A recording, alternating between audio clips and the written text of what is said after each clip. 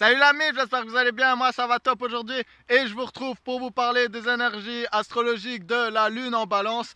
Et donc si vous savez pas ce que représente la lune en astrologie de manière générale, ou si vous savez pas comment trouver votre signe solaire lunaire, pardon, je vous invite à aller regarder les vidéos que j'ai mis en description.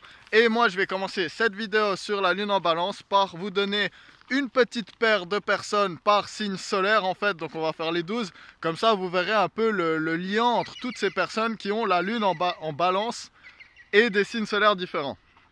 Sans plus attendre, pour les béliers avec la lune en balance, on a Jean-Paul Belmondo et Jérémy Ferrari.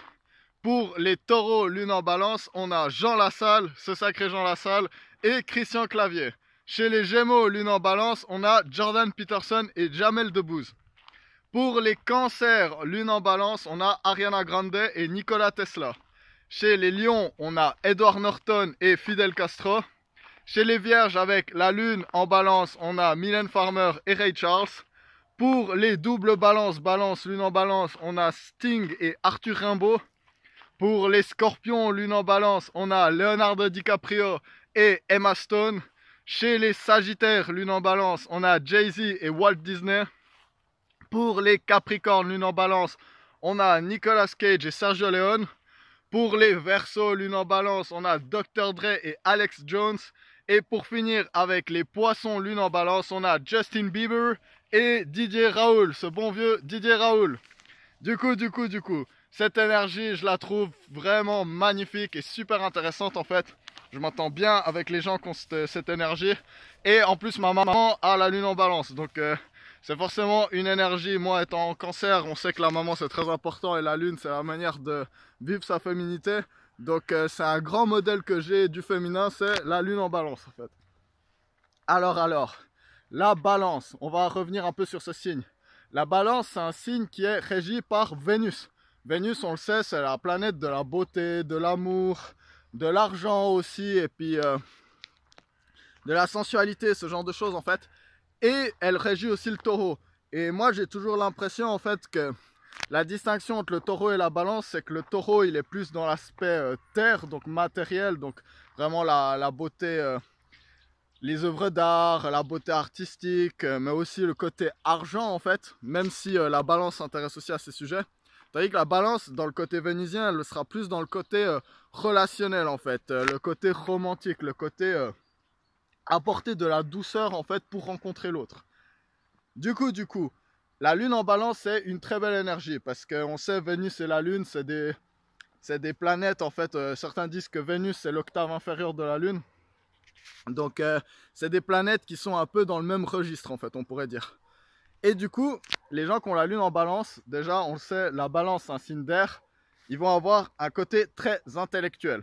Très intellectuel, donc ils vont adorer les grandes discussions. Ça va être important pour eux en fait de pouvoir déblatérer sur plein de sujets en fait, et puis pas forcément à la manière du Gémeaux, que le Gémeaux on le sait, moi j'ai beaucoup d'énergie Gémeaux et puis c'est pour ça que je fais aussi cette chaîne YouTube.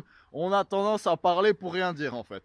La balance elle va pas être dans cette optique en fait, parce que la balance elle est très consciente du temps de parole en fait, et elle va pas vouloir monopoliser la parole. Parce que d'autres personnes, on s'en bat un peu les couilles. D'ailleurs, la balance, justement, elle s'en bat pas les couilles. Parce qu'on va toujours penser avec l'opposé. Parce que c'est important de comprendre une énergie et son opposé pour vraiment comprendre qu'est-ce que l'énergie fait vraiment. L'opposé de la balance, c'est le bélier.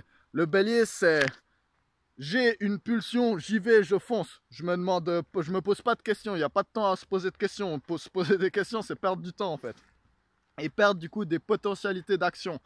La balance au contraire elle peut se poser trop de questions justement à ce niveau là, parce que la balance et surtout la lune en balance, donc le côté vraiment intérieur, les gens qui ont vraiment un intérieur, un petit enfant intérieur de balance, ils vont être très soucieux d'apporter l'harmonie et de surtout pas créer du désordre. Ça va être quelque chose qui va pas du tout, les lunes en balance ils ont besoin de cette harmonie et cet équilibre. On sait la balance c'est les deux plateaux, il y a le même poids de chaque côté pour que ce soit équilibré. Et les gens qui ont la lune en balance, ils et elles ont vraiment besoin en fait de cette harmonie qu'il peut y avoir justement. Du coup, dans les mauvais aspects qu'il peut y avoir avec les gens qui ont la lune en balance, ça va justement être ça va être le manque d'action en fait.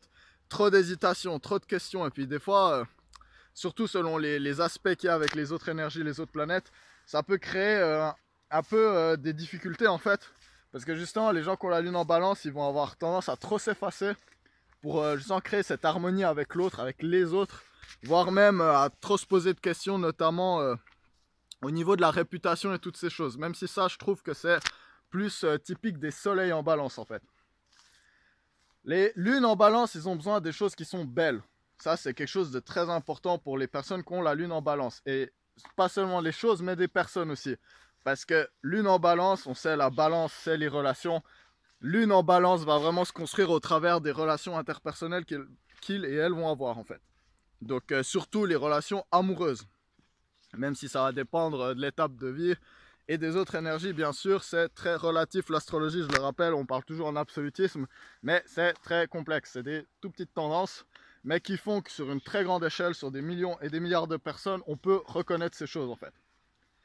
Et du coup, en fait, les gens qui ont la lune en balance, ils vont avoir besoin d'un partenaire. Donc je vais directement passer au côté amoureux, parce que j'aurais pas mal de choses à dire là-dessus. Les personnes qui ont la lune en balance, elles vont beaucoup se construire avec un alter ego en fait. Parce que elles-mêmes, en fait, elles ont un peu... Donc on le sait, le bélier, il se pose pas de questions, c'est l'opposé. Le bélier, my way is the only way. Il le sait, le bélier de haut niveau, il est conscient qu'il en fait qu'à sa tête en fait. Mais il y a un peu une sorte d'acceptation du fait qu'il faut suivre ses pulsions parce que on a le divin en nous, on est tous des représentations du cosmos. Et du coup, nos pulsions sont des bonnes pulsions. La balance, elle se dit pas trop ça, désolé, ça va bugger un peu. La balance, elle va justement être trop dans... Elle sait pas trop ce qu'elle pense elle-même. Et elle a beaucoup de doutes sur ce qu'elle pense.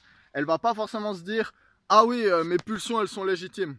Et du coup, la balance avec son alter ego, avec son âme sœur ou avec son partenaire, ça va lui permettre en fait d'avoir un point de vue extérieur et de toujours se dire, ok, comment c'est perçu telle pulsion, telle action, telle chose en fait.